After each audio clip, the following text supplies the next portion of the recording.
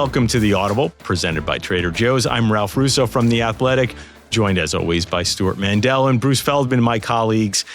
Today we are concluding our conference-by-conference review, breakdown of Stu and Bruce's buy-sell hold. We're going to look ahead, look back, see how these guys did, and see where maybe the conference, the teams in the Big 12 are heading going into 2026. We'll also hit on Notre Dame. We'll probably start with Notre Dame.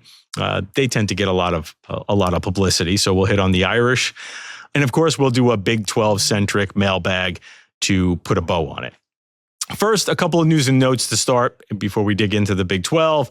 A Big 12-related item, former Nebraska and also Oregon and also Washington State athletic director Bill Moos wrote a book that's been making the rounds, some excerpts of it have been making the rounds. The two juicy items out of this, guys. I'm going to start with juicy item number one goes to Bruce, and that is Bill Moos saying that when they met with Scott Frost, and he was the obvious candidate, the golden boy, former national championship winning quarterback from Nebraska. He had been killing it at UCF. When he met with Scott Frost, even he and his wife came away a little skeptical about whether Scott would be ready for this job. And Moose indicated in the book that Frost, that actually the candidate that he was interested in talking to was Chip Kelly. So Bruce, Chip Kelly at Nebraska, you think that would have been a thing? I don't think that would have been a thing, guys. He'd been a guy who was, I think, intrigued by the West Coast. Obviously, had a lot of success in Eugene, Oregon, like Scott Frost to some degree.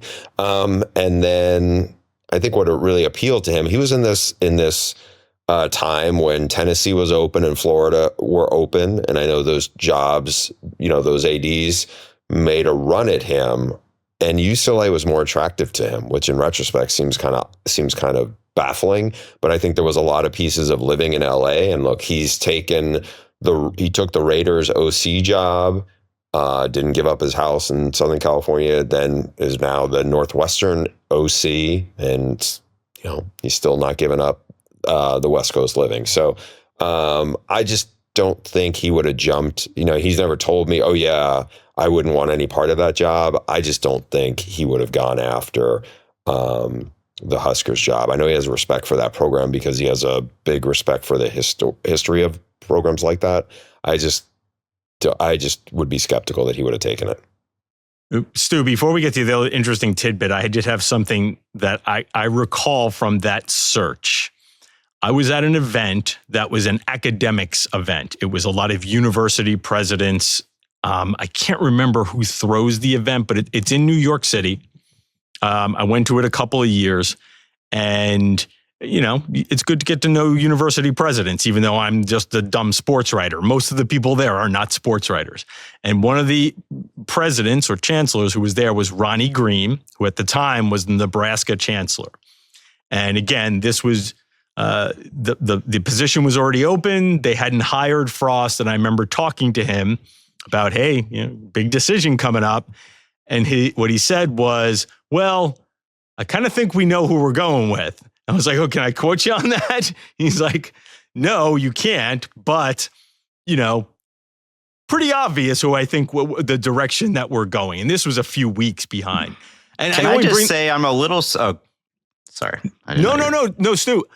Feel free to cut in. But it was just so it just spoke to like how obvious that the consensus was on what they were going to do. That it was really just a matter of landing the plane. Everybody was on board with bringing Scott Frost back to Nebraska, Stu. Yeah, when I started seeing these excerpts floating around Twitter, I was like, is this real? Because here's the thing, like how much when you write a book, nobody calls to get the other person's side of the story, right? I remember that once he got hired, it came out that like that deal had been done for weeks, right? Like it didn't get announced till after UCF clinched the conference championship. but he had met with Bill Moos weeks earlier, and it was a done deal. They had met in the Philadelphia area, if I remember, when UCF played, if I remember this correctly, UCF played Temple the same weekend as I believe Nebraska played Penn State. And I believe that was the first, and that was relatively early November. And that was the first time that they had sort of met face to face because both schools were in the same area. So when he now comes out 5 years, no, more like 8 years later, and says, well, actually, he wasn't shaven for the interview, and we were very skeptical. You wonder how much of that is revisionist history. Like, hey, don't blame me. I saw it coming, right? But and then the Big 12 side. Are you ready to talk about this? Yeah, go. You set it up. Yeah, he said he wanted to look into moving back to the Big 12 at some point. It's even more detailed than that. So go for it, Stu. Just run. Nebraska being in the Big 10 never felt quite right to be, nor for that matter did it for most of the Husker fans. A big reason for this is the school's location, deeply rooted in America's heartland, blah, blah, blah, blah, Big 8.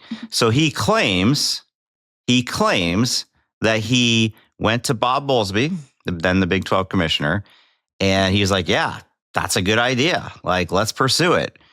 And then eventually he had to stop it because it became clear at the region, like none of the regions supported it. Let's say he had actually pulled that off. What would the reaction of Nebraska fans been? Like they would have packed his bags and sent him out. Like they wanted so badly to leave the Big 12 in the first place. And yeah, they haven't been as successful in the Big 10 as they would have hoped. But that just would not. So for him to say, well, I talked to some farmers and they said, we don't like the long trips and blah, blah, blah, blah, blah. Like it almost seems made up. Well, Ralph, correct me if I'm remembering this wrong, but so much of their Big 12 angst was really rooted into Texas was kind of the heavyweight and got the most favored nation status from the Big 12. And Nebraska, which had been a powerhouse in the Big 8, the old Big 8, it just wasn't happy about that. Now it's ironic to look at the setup now where they're at best a mid-level program in the Big 10. Nobody looks at them anywhere near the light of Penn State, Ohio State, Michigan, or add to that, Oregon. I mean, it's such a different prism that we see Nebraska football through than back in the prime Big 12 days, much less go all the way back to the Big 8. Yeah, the Big 8, right. In the Big 8, Nebraska was the big dog with Oklahoma. And then when it became the Big 12, it became a Texas-centric conference. And I think that always sort of teed off Nebraska a little bit. So, yeah, it's crazy. It just seems like that's a terrible idea. What would you do that for? Especially after a few years later, Stu, Texas and Oklahoma leave the Big 12. Imagine if Nebraska had moved back to the Big 12. You're muted, Stu. Imagine if Texas and Oklahoma, Nebraska moves back to the Big 12. Texas and Oklahoma leave the Big 12 and leave Nebraska behind. The chronology here is not exactly clear. Maybe it was, maybe not in the excerpt it is, but you mentioned Ronnie Green. He says, I separately informed Ted Carter, and Ronnie of my intent to conduct an under-the-radar inquiry into possibly returning to the Big 12. Ronnie's response was that if that were to occur, he would probably receive a vote of no confidence by the faculty. All right. Unbelievable. Interesting tidbit, but we don't necessarily have to go too far down that rabbit hole because it never did happen. Bill Moos, who knew a Bill Moos book was going to be so interesting and provide us so much fodder? All right, so now let's get into the Big 12 as it is today. A 16-team conference that includes neither Nebraska, Texas, nor Oklahoma.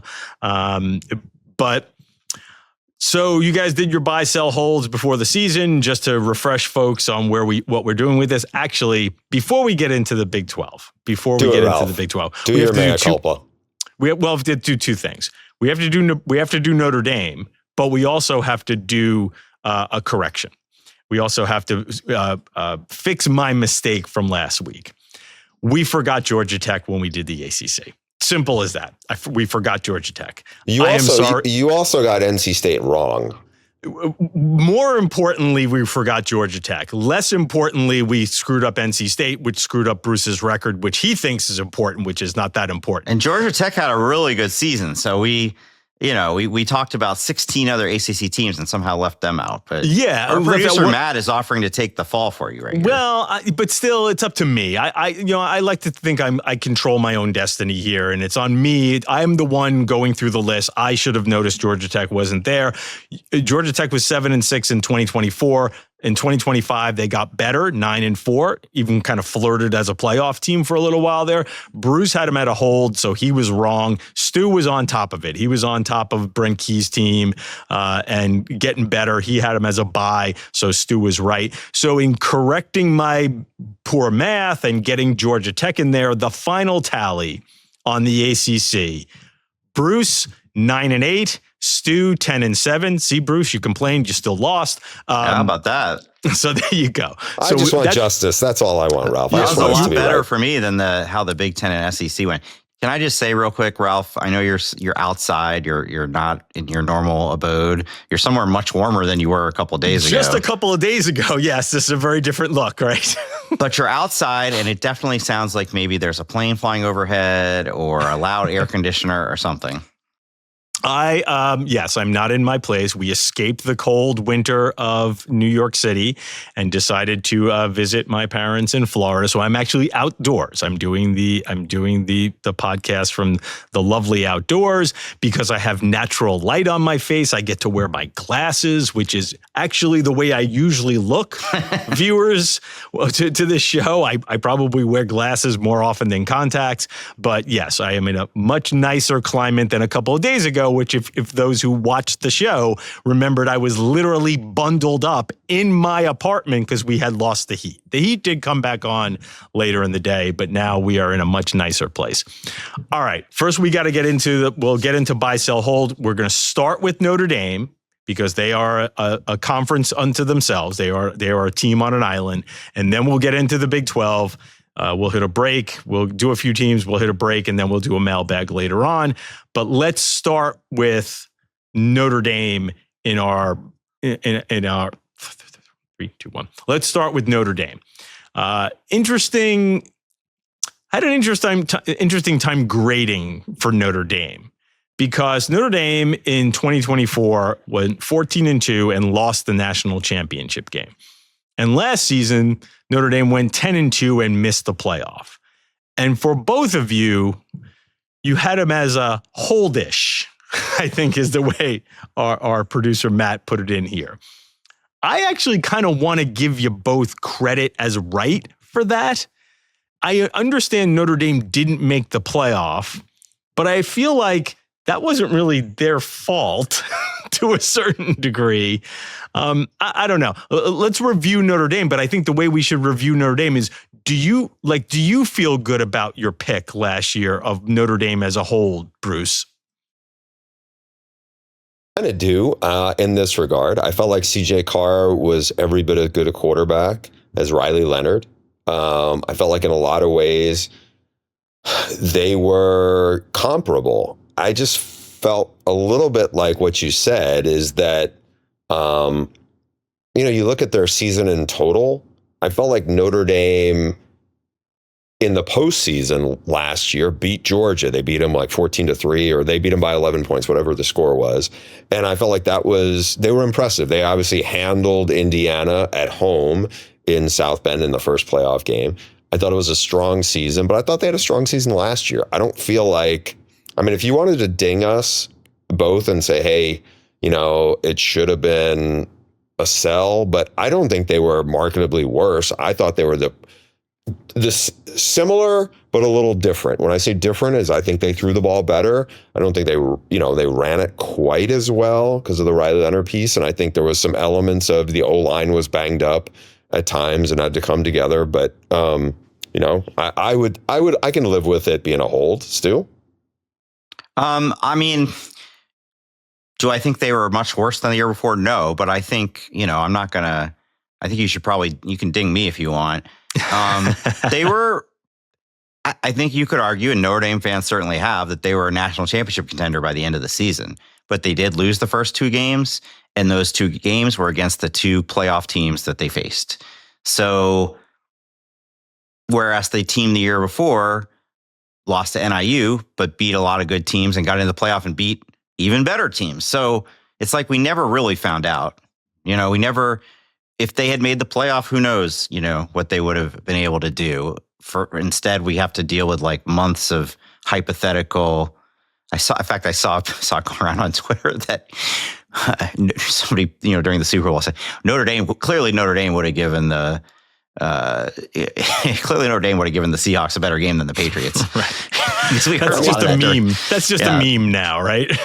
Can I say this? So coming off of the year they had, CJ Carr has a lot of momentum. If you told me he was going to win the Heisman in 2026, I would say that doesn't sound very surprising to me. I think obviously you have to replace 2 really good running backs, but I like what they did in the portal. I felt like, they lost some good coaches over the last year and a half. They gained some good coaches, right? I feel like, Ralph, you and I had a conversation offline about, what they added. They added 2 really good defensive coaches, one on the D-line, one on the back end. And I feel like coming off of last year, I feel like they're really well positioned to, if you told me this was going to be the best team they've had in the last 3 seasons, the 2026 team, I would be like, yeah, I could believe it. Yeah, I thought just to make note of the news, Notre Dame stealing Illinois' defensive coordinator to become co-defensive coordinator. Aaron Henry is the excellent coach at Illinois. Yeah, generally did a pretty good job. The Illinois defense fell off a little bit last year, but now he's the D-backs coach and pass game coordinator. And you got Charlie Partridge, who's one of the best defensive line coaches in football. That's a great addition. Yeah, and just to sum it up, I think the 2024 Notre Dame team, and the 2025 Notre Dame team, as Bruce said, different way of going about things. They maybe got there a little differently, but I think that those relatively similar teams. So I'm happy to give both of you guys credit for getting it right with a hold. Okay, let's get into the big. Yeah, listen. There's probably going to be another situation where I'm not going to be so nice. So take your wins here. Let's get into the Big 12. The first 4 group of the Big 12 is a loaded group. It's Arizona State, the Big 12 champion in 2024, fell off to 8-5 in 2025 with some injuries. You both kind of saw that coming with Arizona State. You both had them as a sell. And you're both right. I think, though, maybe you were both a little more optimistic, maybe not such a hard sell. Some injuries and some things went against the Sun Devils in 2025, and they fell off a good clip. They were still a pretty good team, but they fell off a good clip. BYU in 2024 was 11-2. Last year, 12-2. Reached the Big 12 championship game. Only 2 games they lost. The Cougars lost were to Texas Tech. You both had them as a sell, so you're both wrong on that because BYU, at the very least, should have been a hold. Iowa State 11-3 in 2024, fell to 8-4 in 2025. Bruce was really bullish on the Cyclones, had him as a buy after going 11-3. Stu nailed it, though. He had him as a sell in 2025. Last one is Colorado, coming off of a 9-4. Fell back hard to 3-9, Coach Prime's team. You both had him as a sell, so you both nailed that one. We're going to save Coach Prime and his team for a little later on. But out of that group, I kind of think Arizona State's an interesting one to talk about because even though there was a pretty big fall off, they didn't play Sam Levitt as much. He was injured, and now he's gone. I still feel like Kenny Dillingham has that program in a good place, Stu. I think the drop-off, it's not just this reason. Sam Levitt getting hurt obviously is a big part of it too, but Cam Scatterby was such a huge part of the 2024 team. And he was always going to be hard to replace. And I think without him, even Sam Levitt, when he was healthy, didn't play as well as he did the year before. It was like once you take out the guy who, if you remember in that playoff game, like almost single-handedly took them on a huge comeback to possibly beat Texas. Like the offense wasn't as dangerous, pretty simply put. I think the direction of the program is still good. Still have a lot of faith in Kenny Dillingham. You just wonder if, I don't know, let's say they go 8-5 again this year and you'll look back and be like, yeah, that was really about Cam Scatterbo. He was the identity of that team. I would say that. I think he was the heart and soul of that team. Sorry, Bruce. Yeah, the guy he most reminds me of is a guy who doesn't play the same position, but has some of the same pedigree, and that's Diego Pavia. Came from a much smaller program, and his just whole demeanor and whole temperament changes everything. And I felt like that was what we saw at ASU. I'm not saying that next year Vandy's going to fall the same way, but I definitely could see it. The things I'm interested to see next year, because Levitt was hurt, they were obviously worse without him. Levitt's not there anymore. You also lose Jordan Tyson, one of the, probably be a top 15 pick in the draft, really good receiver. So we'll see. Raleek Brown is now at Texas, a dynamic, all-purpose back, also gone. So, I think all three of us really think highly of Kenny Dillingham. I'm interested to see this program next year or next year, I mean 2026, a program we're going to talk and that I definitely got wrong, and we'll get to a little later, is Arizona. But in some ways, I feel like Arizona right now is the hot program in that state. I mean, it's pinballed so much, in the state between, Fish has a big year, then it's an awful, first year for Brent Brennan, and Kenny Dillingham gets hot, and now I don't feel like Arizona State's falling off, but the state is interesting in that regard. Yeah, let's hit one more in this group, and then we'll take a break, and then we'll hit BYU. And I want to hit BYU only because, you guys were both wrong, but I think everybody was wrong, especially after Jake Retzlaff leaves the team late in the offseason. Listen, they had to fight to keep Kalani Sitake there. Penn State made overtures to steal their coach. Is this...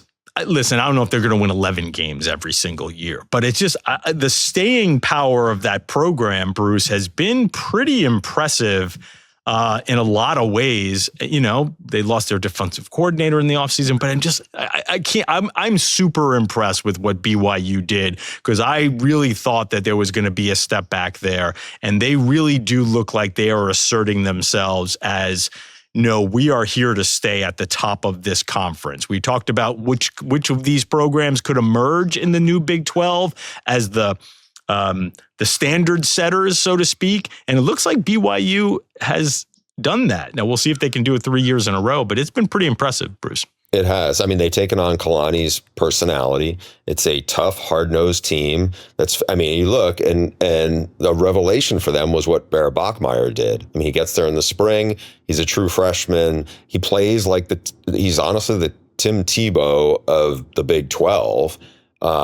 It's not pretty passing, but he's effective at times. He gives you everything he can in the run game. He takes a pounding. And they have LJ Martin's a beast, the other the running back behind him. And I think that fits in the identity. They had pretty good receivers, but it's a terrific back with Martin for sure. And I think defensively they got after people, and I think, like you said, they're here to stay. I mean, Ryder Lyons was a big recruit get for them. He'll go into an LDS mission for the first 2 years, but that could time out well when, with Bachmeier there. So I think this program is on really solid ground, and it's probably you just think back like in the 80s when obviously Lavelle Edwards and they were cranking it and throwing it all over the place on people, but that program had an identity. Bronco had some good teams, but I feel like right now the way they're positioned in the Big 12, they're really good. I don't know how much this factors into it, but they're pulling in some elite basketball players. The athletic department there seems to have been a really good fit for the Big 12. Well, Texas Tech's got the oil guy and BYU's got the cookie guy. And I think that kind of snuck up on people that they have their own, deep-pocketed benefactor now. But you're right, Bruce. I've seen the rumors. I don't know how much they spent on the possible number one draft pick in the NBA. They're able to they should be the favorites in the Big 12 this year in football. They have a lot back, right? And a guy that when you can retain a guy like LJ Martin for 4 years, you're doing something right in this day and age. So it may be, to your point, Ralph, is one program going to separate itself? Well, maybe two. This is an interesting time period too for that state, right? BYU's on the rise. Utah came back and had a great year last year too, but now Kyle Whittingham's gone. I think they're obviously very confident in Morgan Scalley. He's been preparing for this for years, but who knows, right? What happens? So the combination of they kept Kalani Sitake from leaving for Penn State and Utah lost their guy. It's a moment. It's an opportunity for sure for BYU. Yeah, and I think keeping Kalani in part of doing that was a signal that, hey, because I think there was some question about this, hey, we're going to take investing in football every bit as seriously as investing in basketball. Because I think there was some question at BYU as if one had gotten out ahead of the other a little bit. And again, I think with keeping Kalani, we saw a nod to getting that fixed. All right, we're going to take a quick break. We'll come back with the rest of the Big 12 right after this. Okay, we're back with the rest of the Big 12 buy, sell, hold season review. Let's get into the next batch of teams. We'll start with TCU. TCU 9-4 in 2024. 9-4 in 2025, sneaky 9-4 in 2025, I think. Bruce was a hold, so you nailed it. Stu was a sell, wrong on that one. Baylor 8-5 in 2024, 5-7 this past season. You both were a buy on Baylor, so you were both big wrong on Baylor. Texas Tech 8-5. In 2024, became the beast of the Big 12, won the Big 12, went to the playoff. Rough playoff game, but nonetheless, Texas Tech had maybe its best season in the history of the program. You were both buying it. You both bought in on the big investment in Lubbock, and you nailed it. Next up, Kansas State. Next up, Kansas State, 9-4 in 2025, fell back to 6-6 and had a coaching change. Chris Kleiman stepped down. You were both a buy, and I was too. I think a lot of people thought that Kansas State was ready to build on 2024, bounce back in 2024. You were both a buy, so we're both wrong on that. We've talked a lot about Texas Tech. I don't know. I'm interested in Kansas State and where things go from here. Again, the margins are so thin, Stu, in the Big 12. The difference between 9-4 and 6-6 is a couple of close games. I don't know if Kansas State is that far off with Colin Klein coming in, the great Colin Klein, the former Wildcats Heisman Trophy runner-up, coming in to take over the program. We saw Texas Tech separate itself from the pack in terms of the kind of players they were able to bring in the portal. I think most of the programs in the Big 12, Kansas State, Iowa State, you name it, like you said, are very bunched together, right? And Iowa State, I think, could have had Bruce bought them. Maybe he would have been right if they didn't lose their entire secondary and eventually Rocco backed, right? K-State, early on, it seemed like they were just having some bad luck. And then it just kind of unraveled from there. Avery Johnson did not deliver. So I don't know. I mean, Colin Klein becomes the latest, like Clark Lee, like Brent Key, other guys who Kenny Dillingham, right? Who come back. But the difference is he was a Heisman finalist, face of Kansas State football as a player. Now he's the head coach. It should be exciting. I have no idea what to expect though in this next coming season. Yeah, for me, Ralph, it comes down to Avery Johnson. The people you talked to who were inside the program 2 years ago felt Avery Johnson was going to be a generational talent. He hadn't been that. I mean, it's been, he was a big recruit for them to keep at home. We know he's really fast. Occasionally you'll see game-breaking plays, with his legs. As a passer, he's been kind of underwhelming. I'm not sure if the coaching is going to be different for him. I know there'll be different coaches handling him. So we'll see. To me, I have no idea what to expect from Colin Klein. I think he did a good job at Texas A&M, but to be the head coach, Stu did hit on one thing that I think is, I don't know if it's how relevant it is, but the fact that we're talking about a great player going in there to coach, I can see why that gets the fan base excited. We have no idea how he's going to be as a coach. Not as a head coach. He did a good job. He's done a good job as an offensive coordinator, but it is a very different job. It's a completely different job. He's got the job one is is get Avery Johnson fixed. What can you get out of him? We'll see what they can get out of him. All right, next group of teams, we have starting off with West Virginia, 6-7 in 2024. Coaching change. Rich Rod comes in. They fell back to 4-8. I didn't find that surprising, though. Bruce was buying in on West Virginia getting better. Stu was a sell, so Bruce was wrong on that one. I think he had a little too much confidence in Rich Rod getting that thing fixed in 1 year after so much turnover. I am interested to see what West Virginia does from here. And Stu was right to sell. Kansas 5-7 to 5-7. You both had them as a buy, so you're both wrong. That might be the team we want to talk about. Cincinnati goes from 5-7 to 7-6. Bruce had him as a hold. Stu had him as a sell. So I think I have you wrong, guys. I think I wrote this wrong. I'll be both wrong. Stu's wronger than me, but we're both wrong. You're both wrong on that one. Yeah. And Houston comes in at 4-8 in Willie Fritz's first year, 2024. Big improvement to 10-3. Willie Fritz doing that Willie Fritz thing. You both had him as a buy, so you both saw that coming. I kind of want to talk about Kansas here because, listen, what Lance Leipold did at that program is still admirable.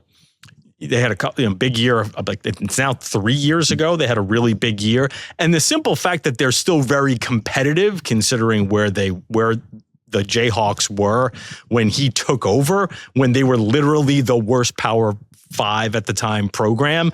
So, for years, for like a decade. Yeah, I mean, they were in the gutter times 5. It was real bad. So it has definitely gotten a lot better. And I think Lance Leipold deserves a lot of credit for doing that. But now it's 2 straight years of 5-7. In other words, did they reach a peak that we thought maybe was the start of something, Stu? But it turns out that maybe that was the best of it could get at Kansas. Well, first of all, Lance Leipold's done me no favors in the 2 years since I put him like the number 3 coach in the country. And I definitely hear about that. I guess one thing I wonder is, so they had that 9-4 season, and then Andy Kotelnicki left for Penn State. And he initially replaced him with Jeff Grimes.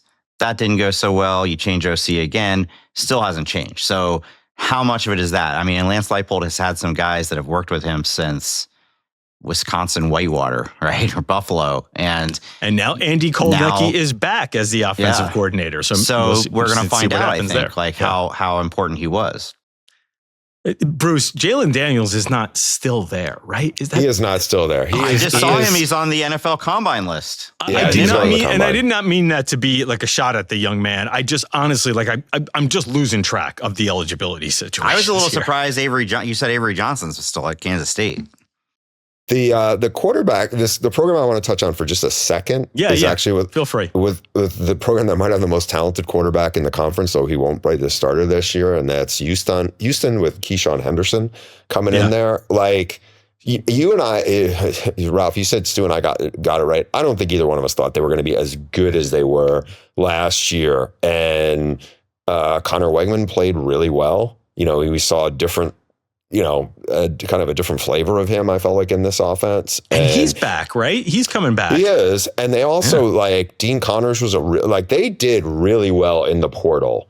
Dean Connors went across town. He was a good all-purpose running back from Rice, came in. I want to say there was 4 other guys that Willie Fritz, and it's funny, his son, Wes, is big in their personnel, evaluations and everything. And somebody will do a really good story this offseason on some of the reasons why Willie Fritz is such a good football coach, because I feel like nobody really has. We know he's really good. We now know what he looks like, but I don't feel like we really kind of get why he's been so successful everywhere he's been. And it's a lot of small places, and it's a lot of places that hadn't really done much before he got there. So this is more of just a nod to him. And also, like I said, the most talented high school quarterback prospect in the country decided to stay in home and go to Houston when everybody else wanted to try to throw money at him and get him to come someplace else. Yeah, it's definitely a program on the rise. You think so? Oh, yeah. I mean, first of all, I know Cignetti already beat him to the market on this, but if you Willie Fritz is another Google him, he wins guy. Like, everywhere he goes. Tulane, I think, they're in the playoff last year, so it seems like they've been good for a while now. They were very irrelevant for 20 years before Willie Fritz got there, and they had that great season, went to the Cotton Bowl. So Houston's always been, I hate that term sleeping giant, because Houston has had some, they haven't been bad. They've had success, going back to Kevin Sumlin, maybe even Art Briles, if you want to throw that in there. But now that they're finally in a power conference and they're able to recruit with that cachet, I mean, I think we've always wondered like what you could do given the location of that school. A sleeping giant or underperformer relative to the fact that they are in literally the hottest of hot spots when it comes to recruiting. They just didn't have the opportunity until recently. Right. Right. Like so Tom Herman had that great year there, but they were still in the American. And I think the question now, before we go to our next bunch of teams, I think the question now becomes, do they still have the level of investment to compete with the Texas Techs and BYU, as with a lot of the question around the Big 12 schools? Okay, the last batch of Big 12 schools is Utah, 5-7 to 11-2 in 2025. You were both a bye. You both figured that Utah was going to bounce back eventually once they got their offense right, and oh boy, did they! So you both nailed that one. Arizona was 4-8 in Brent Brennan's first year, and they were the big breakthrough team in the Big 12 in 2025. The Wildcats went 9-4. You were both a sell, and frankly, I think a lot of folks looked at that and thought, well, this is going to be 2 and done for Brent Brennan. So hat tip to him and his staff for getting that thing turned around. And you're right. Interesting place that the state of Arizona is in now. UCF 4-8 in 2024. Improved a little bit in first year of Scott Frost 2.0. You both had it as a hold, so I gave you both right on that. I don't know if I don't think UCF got markedly better. They were about the same, maybe a small step forward in 2025. Oklahoma State in 2024 was 3-9. In 2025, it was a total disaster. Mike Gundy was forced out before midpoint of the season. You both had him as a bye, and I understand because it didn't seem like it could get worse. Exactly. You both went under the guise of it can't get any worse. And Mike Gundy, he always seems to figure this stuff out. And oh boy, were you both wrong on that one. So I don't even know what team you want to start with here. We've talked a lot about Utah. Do you want to hit Oklahoma State here, Stu? Do you want to hit Arizona? Do you want to hit Utah? I'll leave it open to you. I think I'm interested in Bruce's take on Arizona, because they were one of these teams that not only did I sleep on them coming into the season, 2/3 of the way through the season, I still didn't realize, oh yeah, these guys are actually pretty good now. And I feel like you know a lot about that program, Bruce. What happened? A couple of things. So first of all, hats off to our colleague, Antonio Morales. I owe him a big expensive meal somewhere, because he was... I think he put the over-under on them at 5 wins, and I was like, no, they're not getting 6 wins. And they cruised through that. I think a couple of things. He made 2 really good coordinator hires. Danny Gonzalez is a good defensive coach, and they were aggressive. They got after people. They were really good in the secondary. And Seth Dagey, former air raid quarterback, old Leach guy, they had an identity. They did not have that the year before in Brent Brennan's first year, where he was running this weird hybrid. He brings Dino Babers in. There's some elements of Jed Fish's old system. Why I thought they were going to be worse was because the AD was probably was ready to pull the plug on him. Brennan, after 1 year, was not the AD who hired him. And I think when you look at what is going on here, they lose Tedero McMillan, who was by far the best player, and the NFL offensive rookie of the year. So it wasn't like he wasn't a real stud. And they found a way, you get. It's just interesting. The offense got hot again, and they got momentum. I thought they played really hard. It was impressive to me. Hats off to Brent Brennan. He did a really good job at a tough place, San Jose State. He wanted the Arizona job, and he's done well, and now they have momentum. It's going to be interesting to see, Noah Fafita, who was really good with his old, high school and 7-on-7 buddy, Tedoroa. found a 2.0 without his buddy, off to the NFL. Hats off to him. He was one of the best quarterbacks in the country. It was a really good story out of Tucson. And just as an aside to this, every week I felt like we were doing an Arizona game, for our Big 12, for our Fox crew. And there would be times where Chris Peterson, was really close to Brent Brennan, and he would always end up talking about Arizona, and I would talk about the other team as we were coming out of a halftime. And it was just so random where it was like, I have a dad buddy who was a really good player at Arizona, and his brother was a great player at Arizona, and he would be always like, why are you always giving us a hard time? How come it's always like Coach P gives us respect? And I was like, well, there's a reason for that. But anyway, hats off to Brent Brennan, Arizona. I got them way wrong. As wrong as Stu was on that one, I was probably more wrong than him. Okay. And we're going to hit a break. I kind of wanted the bird sounds in the background there. I make it feel like we're at the Masters. So hopefully we'll keep that into the recorded version of the podcast. Because again, it makes it, it's nice. It's nice to be away from the cold weather is what I'm saying. Okay, let's hit a quick break. We'll come back with some Big 12 mailbag questions. We'll hit on some of the teams that we didn't hit on during the buy, sell, hold portion right after this. And we're back for a little Big 12 mailbag. But before we do, I forgot I had to give the records, guys. And as usual, you're both around 500. You've been maintaining mediocrity throughout this entire series, so no sense switching that off now. Bruce, though, a little less than mediocre. You were 7-9 on your buy sell holds for the Big 12 heading into 2025. Stu was a perfect 8-8. I'll take it. In his buy sell holds.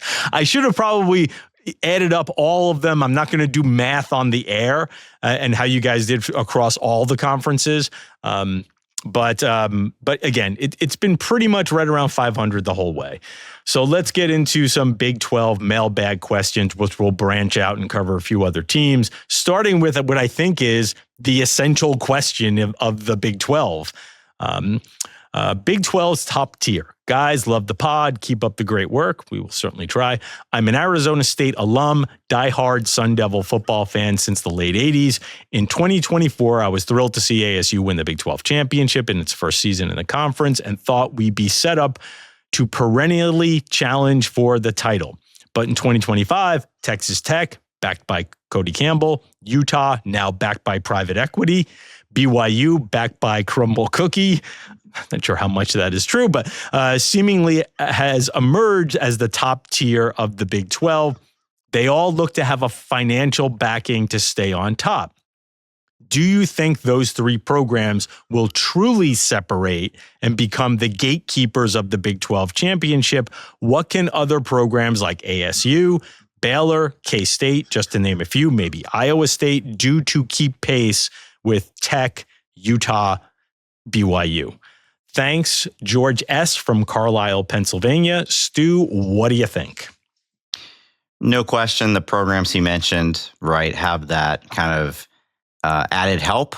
But I will say that Texas Tech and Cody Campbell, right, that was the last year before revenue sharing that they built that roster with the David Baileys and everybody.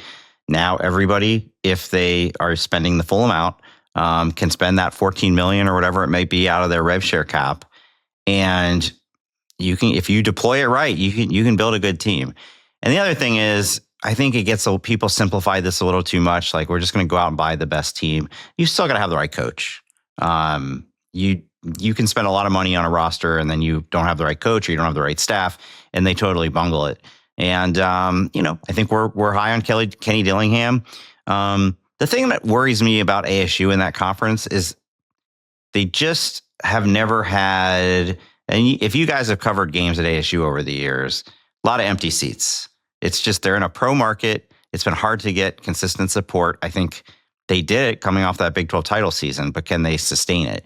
And you don't worry about that at BYU or Texas Tech or Utah. Like, those are rabid, hostile places to go play in. So, but no, I don't think we're looking at a thing. I don't think we're looking at a situation where, like, 10 years from now, BYU and Texas Tech have become the Ohio State and Michigan of the Big 12.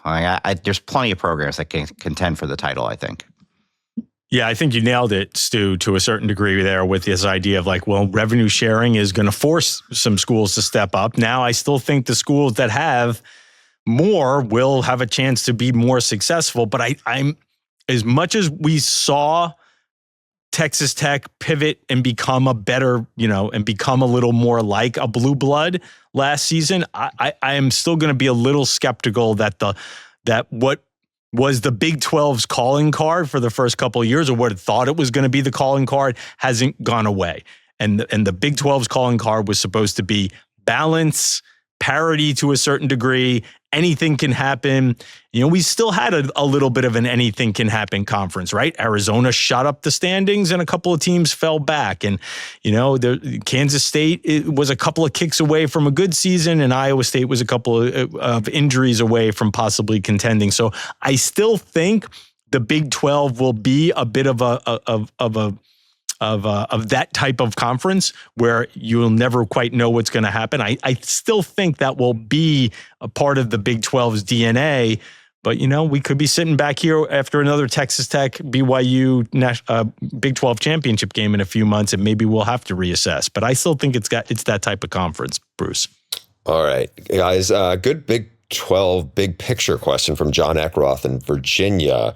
Thanks for the great content you consistently produce, particularly in the offseason. Thank you, John. Okay, his question is, what's the Big 12's identity? The new mix of teams seems to be keeping the league from establishing an identity in the way we see from the Big 12, from the SEC, the Big 10, and the ACC.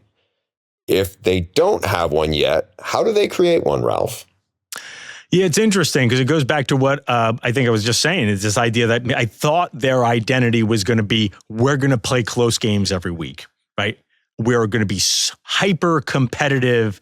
All of our games are going to be exciting. But then last year, the SEC was actually playing closer games more often than not. Like, I think all of college football is now a little bit more close games, competitive games. There's no one team that really stands out above the rest. So the rest of college football kind of stole a little bit of that from the Big 10, from the Big 12. Its identity, Bruce, used to be quarterbacks, offensive innovation, right? That for a long time was the Big 12's identity. And it's kind of moved away from that, not because of that. That's not to its detriment. I just think offensive innovation has fallen back a little bit in college football, right? We're not just spread offenses everywhere. So that's changed a little bit. I almost feel like, I don't know, like to bring in a little basketball thing. Today, the Big 12 announced it was going to be playing its conference men's basketball tournament on a glass floor, right? This new, it's going to look very cool.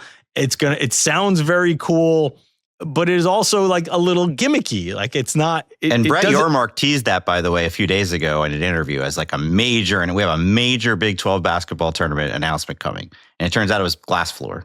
Yeah. And Stu, they've had like concerts at halftime, and they've tried to do things to be cool and hip and Shaq. And it's all good. I mean, attention is good. We are living in an attention-based value society.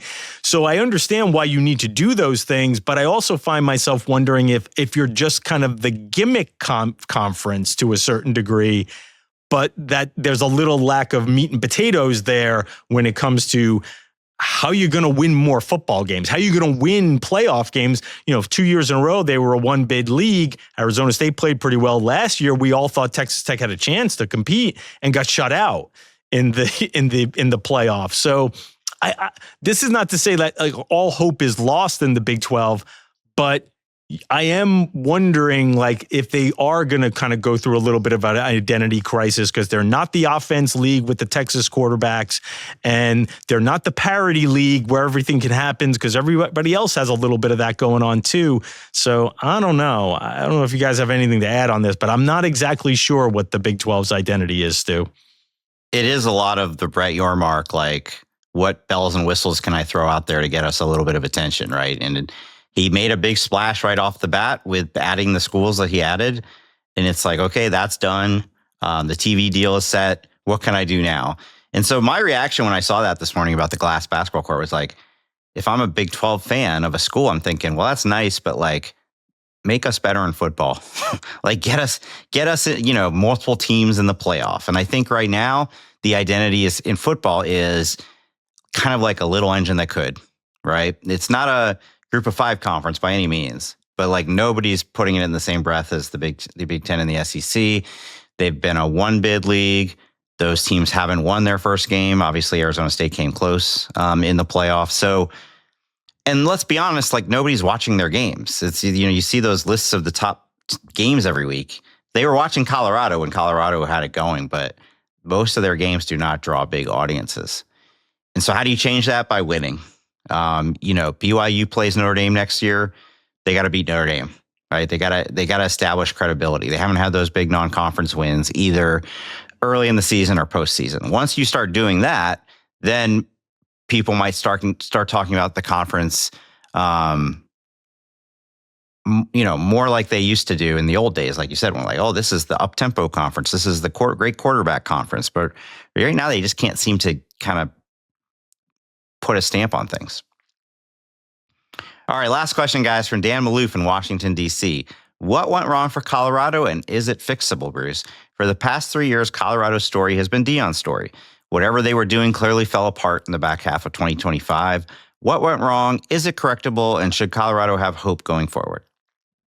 It's a good question. I think what went wrong is they lost a lot of star power, right? I mean, it's no secret. They lost a really good quarterback who'd been a big part of the identity for Deion Sanders, both at Jackson State and obviously in Boulder, in Shedeur Sanders, and they lost a generational talent in Travis Hunter. They were elite at receiver, and I felt like they weren't very good on the O-line, but I felt like they were playing 7-on-7 football, and they could be dangerous because the quarterback was good enough and the receivers were really explosive.